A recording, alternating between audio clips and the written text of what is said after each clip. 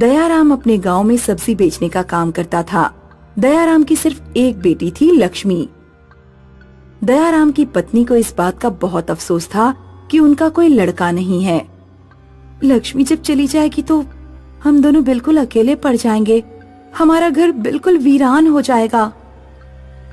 ऐसा नहीं होगा, क्योंकि मैंने सोच लिया है कि लक्ष्मी के लिए कोई घर जमाई ढूंढ लेंगे। घर जमाई कहाँ से मिलेगा? कोई भी अच्छे घर का लड़का घर जमाई बनने को तैयार नहीं होगा। मैंने एक लड़का देख लिया है, अगर हो सका तो मैं कल तुम्हें उससे मिलवाने लाऊंगा। गांव में मिथुन नाम का एक लड़का अक्सर सब्जी बेचने आया करता था। दयाराम की उससे एक दो बार बात हुई थी। मिथुन बोलचाल में मीठा था, इसलिए अच्छी दुकानदारी कर लेता था।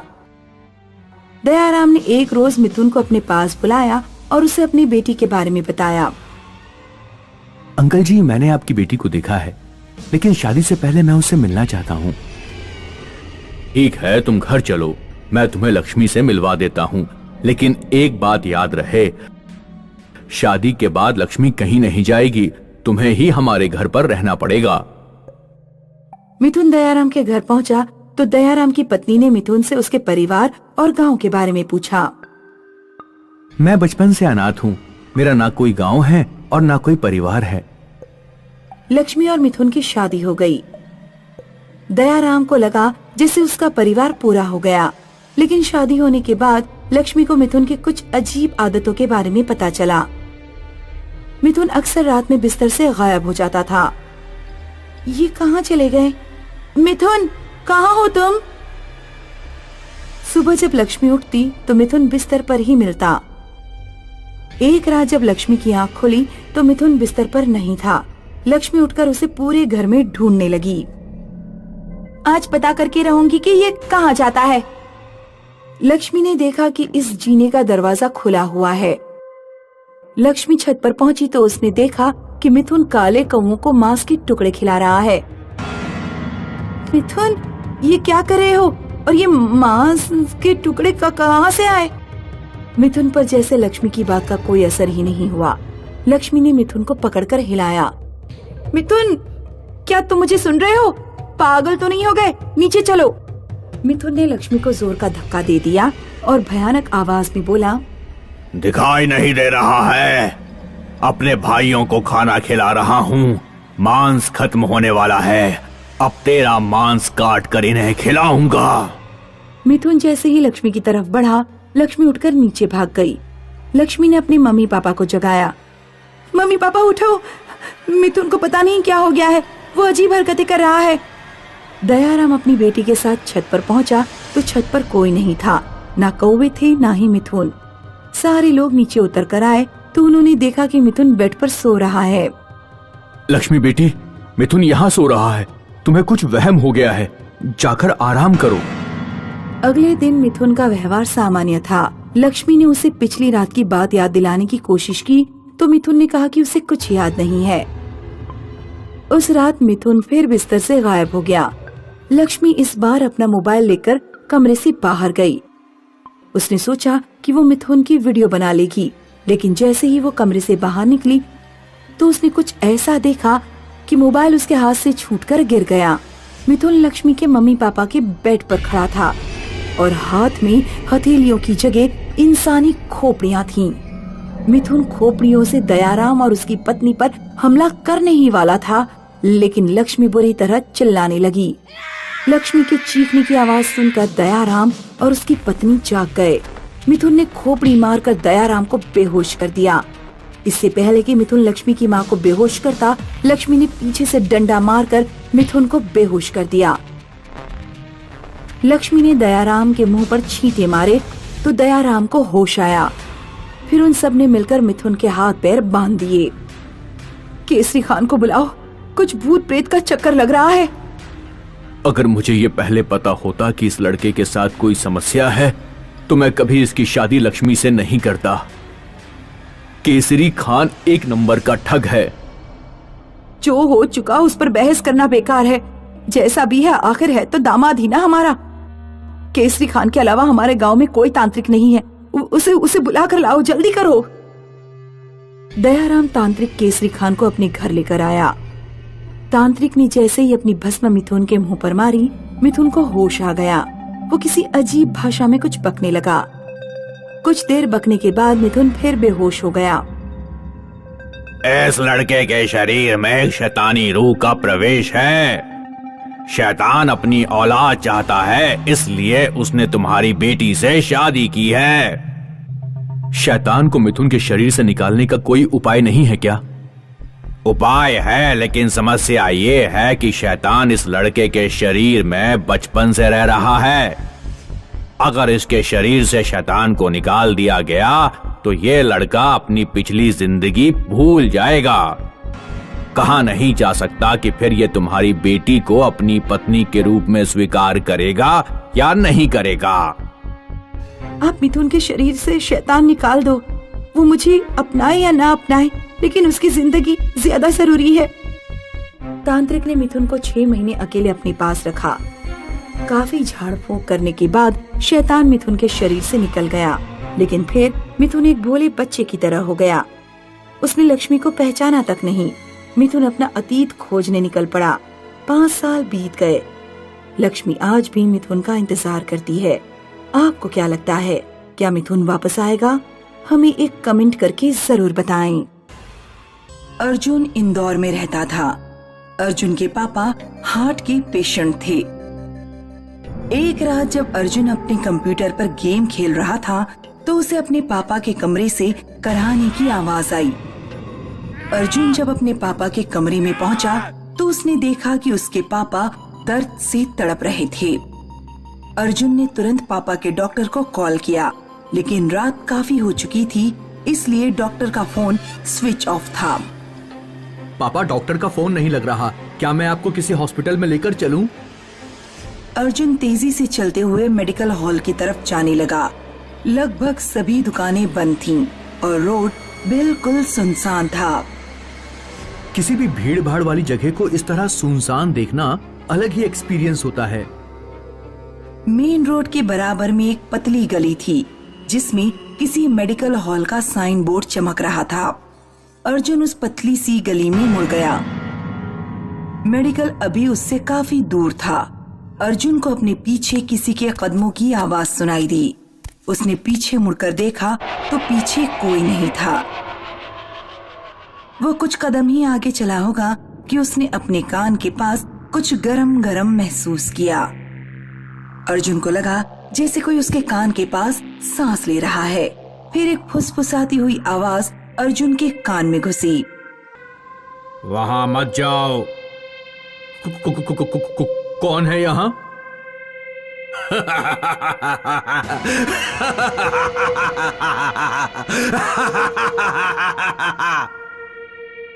अर्जुन ने भागना शुरू कर दिया और वो जाकर सीधे मेडिकल पर रुका। मेडिकल हॉल काफी बड़ा था। वहाँ एक बूढ़ा आदमी और उसके 2 नौकर थे। बूढ़ा आदमी न्यूज़पेपर पढ़ रहा था और नौकर सफाई करने में लगे हुए थे। अर्जुन ने पर्चा देते हुए बूढ़े आदमी से कहा, अंकल, ये मेडिसिन मिल जाएगी क्या? बूढ़ा आदमी काफी देर तक पर्चा देखता रहा, फिर अपने नौकरों से बोला, राकेश, तुम पर्चे में लिखा सामान यहाँ ढूंढो और पंकज, तुम अंदर स्टोरेज में जाकर चेक करो। एक नौकर मेडिकल से बाहर चला गया और दूसरा मेडिकल के अंदर ही दवाइयाँ ढूंढने लगा। बूढ़े आदमी ने अर्जुन को दुकान के अंदर आकर बैठ जाने को कहा। बेटा, यहाँ आकर बैठ जाओ। स्टोरेज से लौटने में पंकज को टाइम लगेगा। अर्जुन दुकान के अंदर जाकर स्टूल पर बैठ गया। अर्जुन के फोन पर फिर कोई फुसफुसाया, तुम फंस गए। अर्जुन ने फोन में उंगली डालकर जोर से कान हिलाया। क्या हुआ बेटा? क्या कान में कुछ घुस गया है? नहीं अंकल, कुछ नहीं हुआ अंकल। उसके पीछे एक अलमारी थी जिसमें 2 चुड़ैलें खड़ी थीं और अर्जुन की तरफ देखकर मुस्कुरा रही थीं। अर्जुन ने तुरंत गर्दन सीधी करके बूढ़े आदमी को देखना चाहा। बूढ़ा आदमी गायब हो चुका था। अर्जुन स्टूल से उठा और मेडिकल से बाहर भागा, लेकिन नौकर ने अर्जुन का रास्ता रोक लिया। नौकर की शक्ल भयानक हो चुकी थी और उसके हाथ में लंबा खंजर था। नौकर ने मेडिकल हॉल का शटर गिरा दिया और खंजर लेकर अर्जुन की तरफ बढ़ने लगा। पीछे से चुड़ैलें अलमारी से निकल आईं और अर्जुन की तरफ बढ़ने लगी। मुझे जाने दो, मुझे मत मारो, कोई बचाओ मुझे। तभी अचानक किसी ने शटर उठा दिया। चुड़ैल और भूत का ध्यान उस आदमी की तरफ चला गया जिसने शटर उठाया था। अर्जुन ने उस आदमी को देखते ही पहचान लिया। वे अर्जुन के पापा के दोस्त विक्रम अंकल थे। विक्रम अंकल अपने साथ गंगा जल लेकर आए थे। चुड़ैलें और भूत जब विक्रम की तरफ बढ़े तो उन्होंने गंगा जल हाथ में लेकर चुड़ैल और भूत पर छिड़क दिया। दोनों जलकर राख हो गए।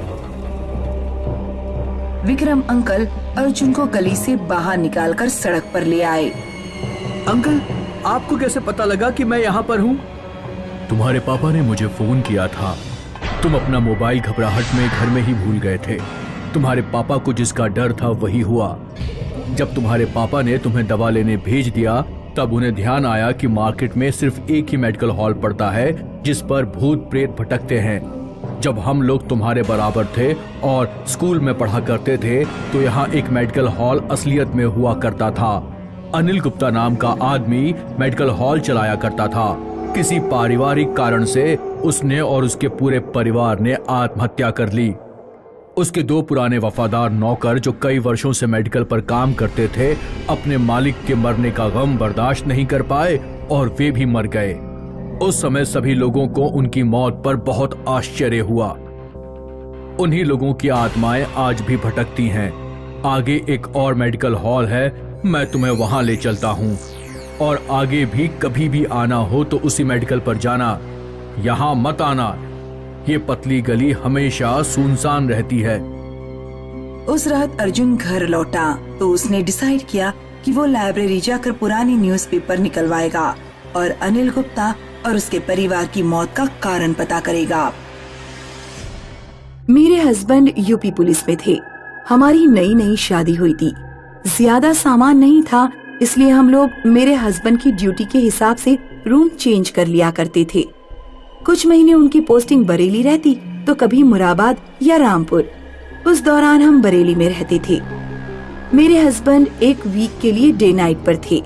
एक शाम को मैं सब्जी और ग्रोसरी का सामान खरीदने थैला लेकर रोड पर निकल पड़ी। नया शहर था मेरे लिए और रोड पर कोई सब्जी वाला नहीं दिख रहा था। चलते चलते मैं एक सुनसान रोड पर पहुंच गई। शायद मुझे किसी से पूछ लेना चाहिए कि सब्जी कहाँ मिलती है। कुछ देर बाद मुंह ढांककर एक औरत आती हुई दिखाई दी। मैंने उसे रोककर पूछा, सुनिए आंटी जी, मैं यहाँ नई हूँ, क्या आप मुझे बता सकती हैं सब्जियाँ कहाँ मिलती हैं? औरत ने अपने चेहरे से साड़ी हटाई तो मैं एकदम से घबरा गई, क्योंकि उस औरत का चेहरा बहुत भयानक था, जैसे उसका पूरा चेहरा जला हुआ हो। यहाँ से कुछ दूर आगे सब्जी मंडी है। इतना कहकर औरत चली गई। पहले मैंने सोचा किसी और से पूछती हूँ, पर मुझे लगा कि थोड़ा आगे जाकर देख ही लेती हूँ, क्या पता मंडी मुझे मिल जाए। काफी दूर आगे जाने पर एक चौकोर ग्राउंड दिखाई दिया। ऊंची दीवारों पर बड़ा सा गेट लगा हुआ था। जब मैं मंडी के अंदर घुसने ही वाली थी तभी कोई मेरे कान में फुसफुसाया। मैंने आसपास देखा तो कोई नहीं था। जब मैं ग्राउंड के अंदर गई तो मुझे बहुत हैरानी हुई। बाहर से अंदाजा लगाना मुश्किल था कि अंदर इतनी बड़ी मंडी है। मंडी के अंदर सिर्फ सब्जियां ही नहीं बिक रही थी, मीट मछली वगैरह की दुकानें भी थीं। शुरुआत में ही एक बड़ी सी अचार की दुकान थी। मैं दुकान के अंदर घुस गई।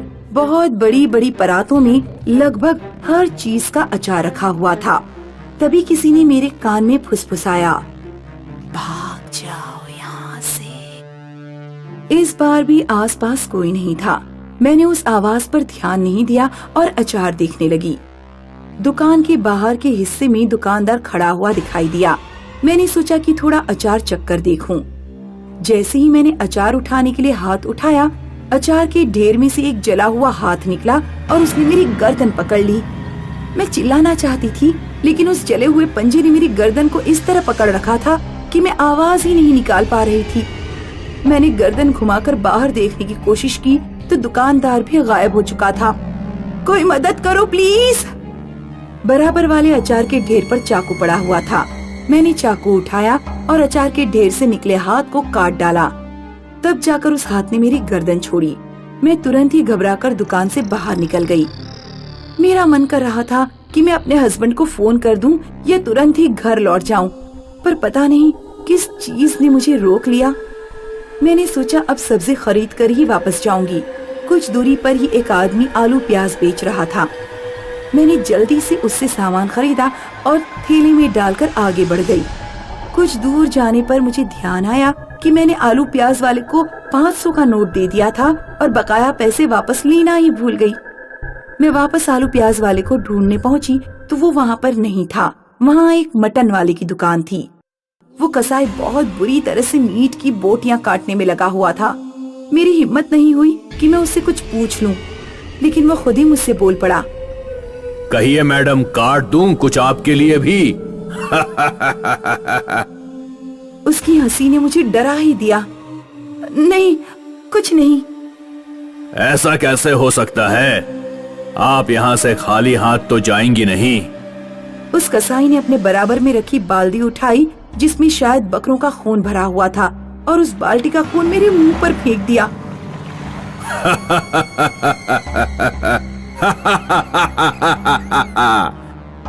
मैं बुरी तरह घबरा गई और सीधे मंडी के बाहर भागी, लेकिन मंडी का दरवाजा बंद था। किसी ने दरवाजे को बाहर से बंद किया हुआ था। दरवाजा खोलो, दरवाजा खोलो। मैंने पलटकर देखा तो मंडी में मौजूद सारे दुकानदार भूत प्रेतों में बदल चुके थे। वे जलती हुई लकड़ियां लेकर मेरी तरफ बढ़ते जा रहे थे। मैंने पर्स में से मोबाइल निकालकर अपने हस्बैंड को फोन किया। उन्होंने कहा कि मैं हिम्मत से काम लूं, वो किसी न किसी को जरूर भेज देंगे। सारे भूत हंसते हुए मेरी तरफ बढ़ते जा रहे थे। उन सब ने मुझे चारों तरफ से घेर लिया। मुझे जाने दो, तुम लोग मुझसे क्या चाहते हो? उन्होंने मेरी बात नहीं सुनी और मेरे कपड़ों में आग लगा दी। मैं बुरी तरह चीखने चिल्लाने लगी। तभी किसी ने बाहर से दरवाजा खोला। बाहर से ताला खुलने की आवाज सुनते ही सारे भूत गायब हो गए। मंडी की दुकानें भी गायब हो गईं। ऐसा लग रहा था कि उस पूरे ग्राउंड में मैं अकेली हूँ। बाहर से 2 पुलिस वालों ने गेट खोला। उन्हें मेरे हस्बैंड ने भेजा था। मुझे यहाँ से लेकर चलिए, यहाँ भूतों की मंडी। देखिए उन्होंने मेरा क्या हाल कर दिया है। मेरे ऊपर खून डाला और मुझे जला भी दिया। मैडम, आपके ऊपर ना तो खून है और ना ही आप कहीं से जली हुई हैं। और आप यहाँ इस मैदान में अब क्या कर रही हैं? यह मैदान पिछले 5 सालों से बंद है। पहले कभी यहाँ मंडी लगा करती थी, लेकिन एक बार मंडी में आग लग गई। दिवाली का त्योहार था, मंडी में बहुत भीड़ थी। मंडी में भगदड़ मच गई और कई औरतें और बच्चे कुचलकर मर गए। बहुत सारे लोग जलकर मर गए। चलिए हमारे साथ। लेकिन मैंने यहाँ से सब्जी खरीदी थी, ये देखिए। मैंने थैले में हाथ डालकर सब्जी बाहर निकालनी चाहिए, लेकिन थैले में कुछ भी नहीं था। फिर मैंने अपना पर्स चेक किया। 500 का नोट मेरे पर्स में ही पड़ा हुआ था। मेरे पास कोई सबूत नहीं था कि मैं साबित कर सकूं कि मैंने यहाँ मंडी देखी थी। रूम पर पहुंचकर सबसे पहले मैंने खुद को शीशे में देखा तो कोई खून का निशान नहीं था, ना ही मैं कहीं से जली थी। आज तक मैं किसी को उस घटना के बारे में यकीन नहीं दिला पाई, अपने हस्बैंड को भी नहीं। लेकिन मैं उस घटना को अपने दिमाग से कभी नहीं निकाल पाई। अब मुझे किसी भी शहर की मंडी में जाते हुए बहुत डर लगता है। रमन राधेपुर गांव में नया आया था, लेकिन ये क्या 8 बजे के बाद उसे पूरा गांव शांत दिखता। ना कोई घर से बाहर निकलता, ना गलियों में रोशनी होती। अरे ये कैसा अजीब सा गांव है। शाम को तो सुहानी हवा चलती है, आग जलती है, महफिलें जमती है। यहाँ शाम को ही सुनसान हो जाता है। अरे भैया सो जाओ, यहाँ का रिवाज नहीं है इन सब का। पता नहीं क्या गांव के बारे में। रमन कुछ पूछता इससे पहले ही वो पड़ोसी दरवाजा बंद कर लेता है। रमन कुछ समझ नहीं पाता है, लेकिन करता भी क्या, तो वो भी खुद को कमरे में बंद कर लेता है। अगली रोज। अरे चाचा, ये बताओ कि क्या बात है? अरे पूरा का पूरा गांव रात में ऐसे सो जाता है जैसे कि शमशान घाट। अंदर क्यों चला जाता है ये गांव शाम के बाद से? अरे जीते जी शमशान में ना चले जाएं, इसीलिए तो सब घर में बंद हो जाते हैं। ये गांव 8 बजे के बाद से भूतों के हवाले हो जाता है। रात को जो भी बाहर निकला वो उसे मार देते हैं। कई लोगों की लाश पेड़ पर टंगी मिलती है। ओह, ये क्या बात होती है? मैं नहीं मानता। पुलिस वाले क्या करते हैं? तभी एक औरत वहाँ आती है। पुलिस क्या करेगी भूतों का? उन्हें क्या पता कि किसकी सरकारी नौकरी है और किसकी नहीं। अरे पुलिस वाले की बीवी हूँ मैं तो न जाने दूँ उसे ड्यूटी पर। लाओ चाचा, चीनी तोलो। रमन ठान लेता है कि वो पता लगा कर ही रहेगा कि गांव में भूतों के राज का क्या माजरा है। एक रात वो धीरे से अपनी खिड़की का पर्दा खोलता है तो सामने उसे बिना सर वाले लोग घूमते दिखते हैं। अरे ये क्या, बिना सर वाले लोग? ये कैसे हो सकता है? ये तो पॉसिबल ही नहीं है। रमन जल्दी से अपनी खिड़की का दरवाजा बंद कर देता है, लेकिन आवाज इतनी तेज होती है कि एक भूत उसे देख लेता है और उसका दरवाजा खटखटाने लगता है। हे भगवान, ये मैंने क्या किया? खुद के पैरों पर कुल्हाड़ी मार ली। ना बाबा ना, हे भगवान मुझे बचा लो। लेकिन भूत रमन का दरवाजा जोर जोर से खटखटाने लगता है। रमन को लगता है कि अब वो मरने ही वाला है, क्योंकि दरवाजा तो अब टूट कर ही रहेगा। अब मैं क्या करूं? लेकिन मरने से पहले हार मान लेना ठीक भी नहीं। मरना तो है ही, क्यों ना एक रिस्क लूं। रमन दरवाजे के साइड में बोरा लेकर खड़ा हो जाता है और धीरे से कुंडी खोल देता है। जैसे ही भूत अंदर आता है वो बोरा उसके ऊपर डाल देता है और दरवाजा बंद कर लेता है। तू होगा बड़ा भूत, लेकिन मैं भी हनुमान का भक्त हूँ और जिसके साथ हनुमान है उसे कोई भूत पिशाच नहीं मार सकते। वो बिना कुछ सोचे बोरे पर जोर जोर से वार करता है कि तभी अंदर से आवाजें आने लगती हैं, लेकिन उसकी आवाज बिना रमन के किसी और को सुनाई नहीं दे रही थी। वो जैसे ही बोरा उस आदमी के ऊपर से हटाता है, सामने उसे एक नाटे से कद का काला सा आदमी दिखता है। रमन उसके सर पर जोर का एक वार करता है और उसे बेहोश कर देता है। फिर वो उसी के कपड़ों को पहनता है, जिसमें सर नीचे वो बिल्कुल वैसा ही दिखता है जैसे वो दिख रहा था। उसका चेहरा नहीं दिखता है। उन कपड़ों को पहनकर रमन बिना सर वाला आदमी जैसा दिखता है। जिसके बाद वो अपने कमरे से बाहर निकल जाता है। अरे तुम्हें उस बस्ती में घूमना था, यहाँ कैसे? रमन हाँ में सर हिला देता है और वहाँ से चला जाता है। वो चलते चलते मार्केट पहुँचता है, जहाँ वो देखकर दंग रह जाता है। ये कैसे? यहाँ तो बड़े ही अजीब अजीब तरह के भूत घूम रहे हैं। इन लोगों का भांडा फोड़ना जरूरी है, लेकिन ये लोग ऐसा कर क्यों रहे हैं? तभी फिर रमन को एक अजीब सा भूत कहता है, चलो चलो, सरदार ने सबको वहाँ बुलाया है। रमन सबको फॉलो करता हुआ गांव के खुले मैदान में जाता है, जहाँ एक मोटा सा काला सा आदमी ढेर सारे खजाने के साथ बैठा होता है। मेरे भूतों, तुम लोगों ने गांव वालों को जो डरा कर रखा है वो सच में काबिले तारीफ है। ये डरपोक गांव वाले अब जिंदगी भर हर शाम घर के अंदर बंद हो जाएंगे और हम लूटपाट मचाते रहेंगे। ना पुलिस का डर, ना प्रशासन का। सुना है अब तो इस गांव को ही हॉन्टेड गांव घोषित कर दिया गया है। चलो अब इस खजाने को आपस में बांट लो, जाओ। सभी खजाना बांटने में लग जाते हैं और काला मोटा सरदार वहाँ से चला जाता है। रमन समझ जाता है कि ये लोग डाकू हैं और गांव पर कब्जा करना चाहते हैं, जिससे कि वो अपना लूटपाट का काम खुले में कर सकें। फिर क्या, अगले रोज रमन उस डाकू को बांध कर रखता है और सारे गांव वालों के सामने लाता है। बोलो, बताओ गांव वालों को कि तुम कौन हो और ये काम क्यों कर रहे हो। मुझे माफ कर दो, मुझे कुछ नहीं पता। सरदार किसी को नहीं छोड़ेंगे। रमन फिर गांव वालों को वो ड्रेस पहनकर दिखाता है और लोगों को सारी बात बताता है। अपने मोबाइल में बनाई वीडियो और फोटो दिखाता है। ये तो बहुत बड़ा खेल हो रहा था हम लोगों के साथ, लेकिन रमन भैया आप तो बहुत बहादुर निकले। हनुमान जी का जो भक्त हूँ। अब ये सोचो कि इसे खत्म कैसे करना है। पुलिस को बोलकर फोर्स मंगवानी पड़ेगी रात में।